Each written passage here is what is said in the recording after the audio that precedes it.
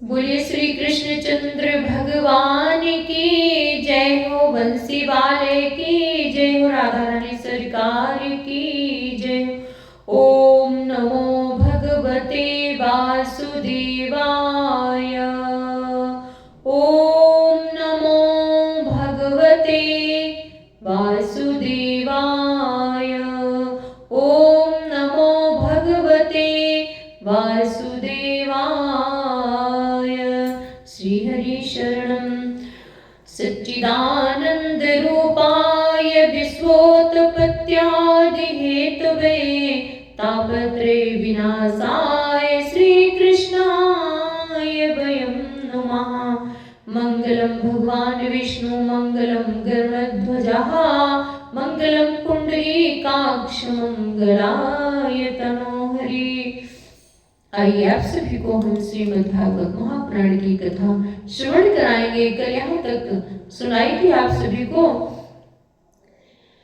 इन दुखियारों की अभी ऋषिवर करो सहाय, जाए बुढ़ापा देह से ये कलंक मिट जाए।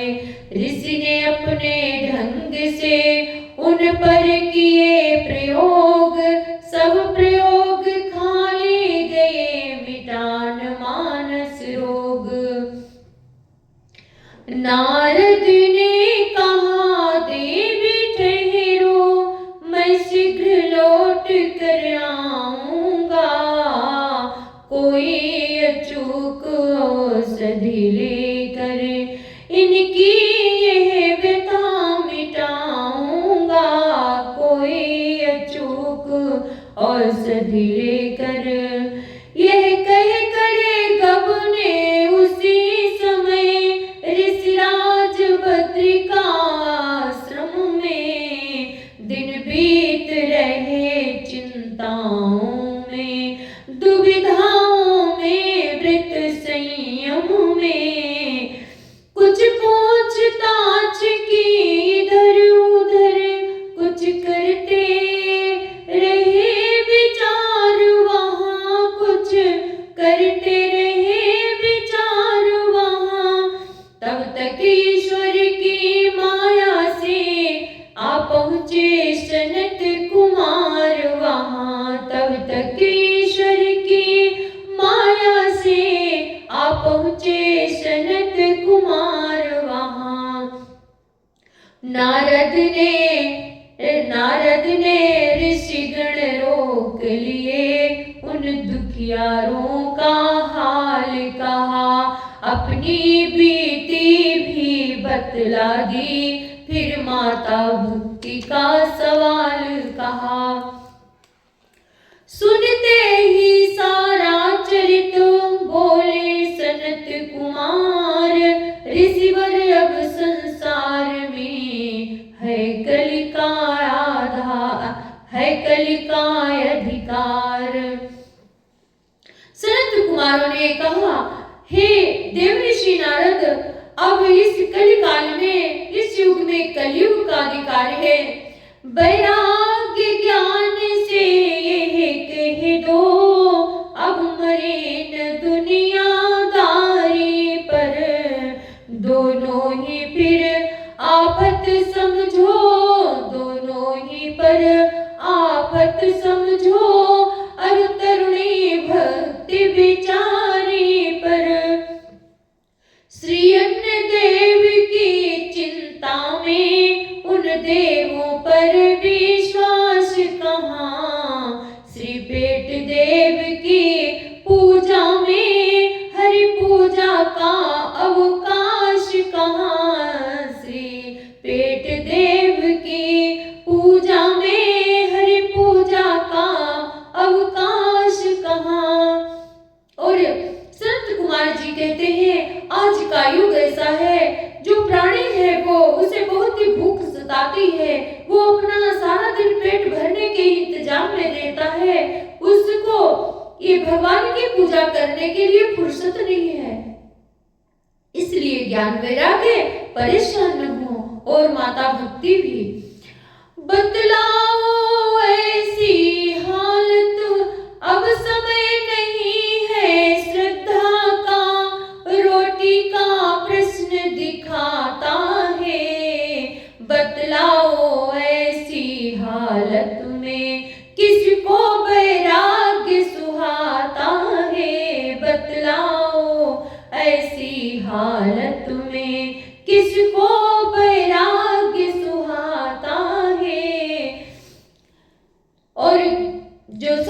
कुमार जी हैं, वो कहते हैं अब ऐसी हालत में जो सिर्फ रोटी का ही प्रश्न बचा है, इंसान को इतनी भूख सताती है, वो हर समय उसका मन जो है भूख में लगा रहता है, रोटी कमाने के चक्कर में लगा रहता है। इसलिए किसको वैराग्य और ज्ञान अच्छा लगता है। फिर भी दुखियारी भक्ति यहाँ कुछ दबी छुपी रह जाएगी, लेकिन वैराग्य ज्ञान की तो चर्चा कान में आएगी, लेकिन वैराग्य ज्ञान की तो चर्चा कान में आएगी।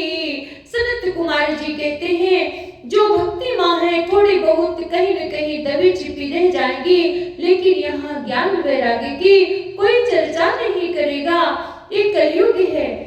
हाँ, यदि कुछ दिन को उन्हें करना चाहो निरोग, तो बस श्रीमद् भागवत का कर चलो प्रयोग। सनत कुमार जी कहते हैं हाँ, मानते हैं अगर कुछ दिन के लिए आपने निरोग करना चाहते हैं तो श्रीमद् भागवत की कथा को श्रवण कराइए। यह संजीवनी की तरह यहाँ जीवों को जीवन दायन है, रागी को मधुर रागिनी है, रसिकों को रसिक रसायन है।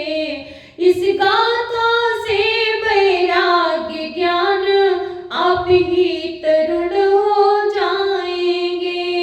इसके चर्चे कलयुग में भी भक्ति की शक्ति बढ़ाएंगे।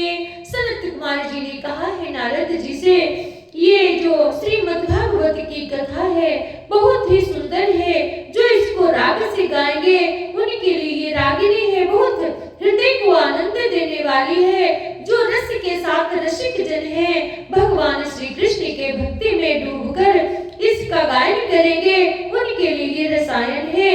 और इस गाथा से जो है ज्ञान वैराग्य तरुण हो जाएंगे, जवान हो जाएंगे, और इसके चर्चे कलयुग में भी चलेंगे और भक्ति की शक्ति भी बढ़ेगी। इस लिए निश्चय कर सबने किया हरिद्वार प्रस्थान, सनत कुमार ने तब किया हरिद्वार प्रस्थान। ऐसा निश्चय करके सब हरिद्वार को प्रस्थान करते हैं सनत कुमार जी के साथ। सनत कुमार ने तब किया शुभ सप्ताह विधान। सनत कुमार जी ने शुभ सप्ताह का विधान रखा है, 7 दिनों की कथा रखी है। तरुण हुए तत्काल ही ज्ञान और वैराग्य, और बढ़ा संसार में कृष्ण चरण अनुराग। जब सनत कुमार जी ने श्रीमद् भागवत की कथा सुनाई है ज्ञान वैराग्य और भक्ति माँ को, तो ये तरुण हो गए हैं और वहां पर बहुत ही सुंदर एकदम से सब तरुण हो गए और ज्ञान वैराग्य भी बहुत खुश हुए। और बढ़ा संसार में कृष्ण चरण अनुराग, भगवान श्री कृष्ण के चरणों में प्रेम बढ़ गया। यही नहीं अंतिम दिवस प्रकट हुए भगवान, श्रोताओं का इस तरह पूर्ण कल्याण। और जब 7वें दिन जब कथा समाप्त हुई, तब भगवान श्री कृष्ण प्रकट होकर के गोविंद प्रकट हुए हैं। जय जय श्री कृष्णा, जय श्री राधे, जय जय श्री राधे। आज के लिए इतना ही। कल से इस कथा आत्मदेव की कथा हम आप सभी को कल सुनाएंगे। बहुत ही सुंदर सुंदर कथाएं हैं, आप सभी लोग श्रवण किए तो हम रोज सुनाते रहेंगे। बोलिए राधा रानी सरकार की जय हो। कृष्ण कन्हैया।